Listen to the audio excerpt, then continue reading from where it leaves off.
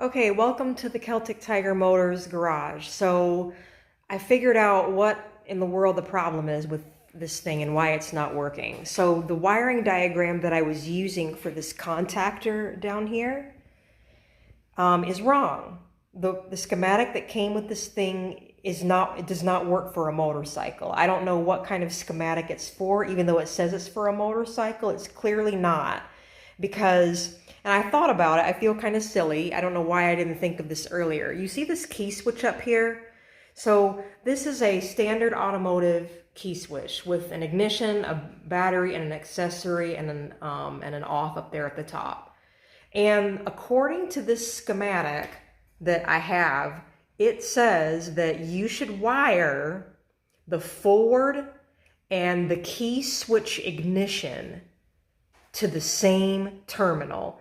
Folks, this is wrong. That's absolutely not right, because this controller down here, if I can get down here, this controller right there has a safety interlock on it. And when you put the key switch on, okay, it needs to be in neutral, because when I turn this on, watch what happens. I turn this on, okay, you hear that the contactor switched over, but guess what? It's in forward, folks.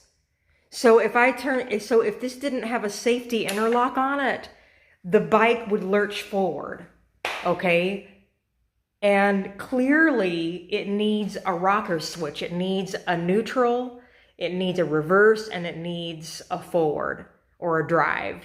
So I'm gonna have to do that. That's really simple. It's really, really simple. It's like a 5-wire thing. You have to have a ground, and then you have the battery, you have the reverse, and then you have the forward. And then all I need is just this key ignition wire right here. This is all this guy will need up here. Is just I will still use the key to turn the motor, to turn the system on, so that I get power, okay, and the contactor switches over, but I'll need a neutral, a forward, and a reverse. So I've got one on order, and it's coming, and I will show you guys how it works after I wire it up.